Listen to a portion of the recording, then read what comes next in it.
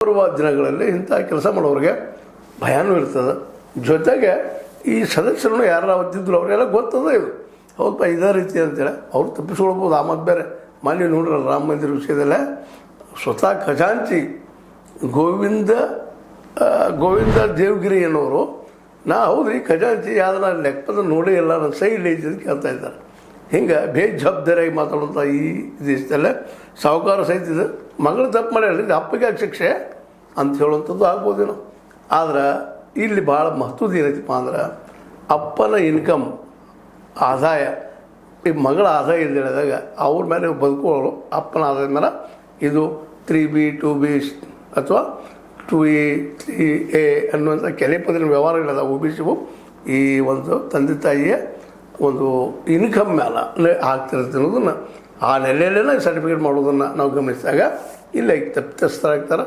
ಅವರನ್ನು ಆ ಕೆಲಸದಿಂದ ತೊಗೊಳ್ಳೋದು ಬಿಟ್ಟು ವಜಾ ಮಾಡಿ ಜೊತೆ ಇವರು ಶಿಕ್ಷಣ ಆಗಲಿ ಅನ್ನೋದು ಸದಸ್ಯರ ಒಂದು ಬಯಕೆ, ಜನರ ಬಯಕೆನೂ ಹೌದು.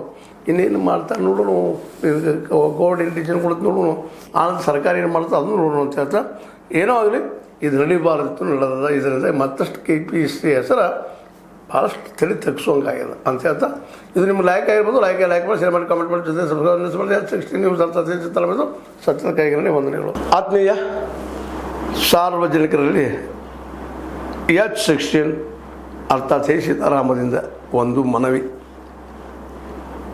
ಈ ಸಂಸ್ಥೆ ಭ್ರಷ್ಟಾಚಾರ, ಅನ್ಯಾಯ, ಅತ್ಯಾಚಾರಗಳಿಂದ ನೊಂದವರ ವೇದಿಕೆ. ಅನ್ಯಾಯಕೋರರ, ಭೂಗಳ್ಳರ, ನಶಾ ಸಾರಾಯಿ ಮಾಫಿಯಾಗಳ ವಿರುದ್ಧದ ಧ್ವನಿ.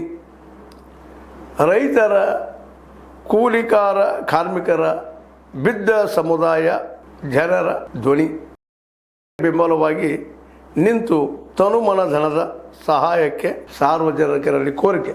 ದಾನದ ಸಹಾಯ ನೀಡಿ ಸ್ವಾತಂತ್ರ್ಯ ಪತ್ರಿಕೋದ್ಯಮ ಉಳಿಸಿ ಬೆಳೆಸಿ. ವಂದನೆಗಳು. ತಮ್ಮನ್ನೇ ನಂಬಿರುವ ಮಲ್ಲಪ್ಪ ಇ ಜೋತಾವರ್.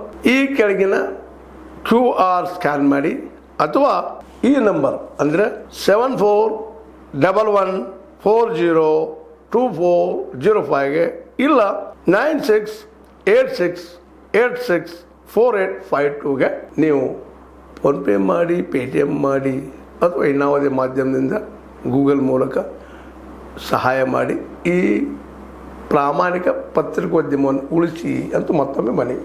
ವಂದನೆಗಳು.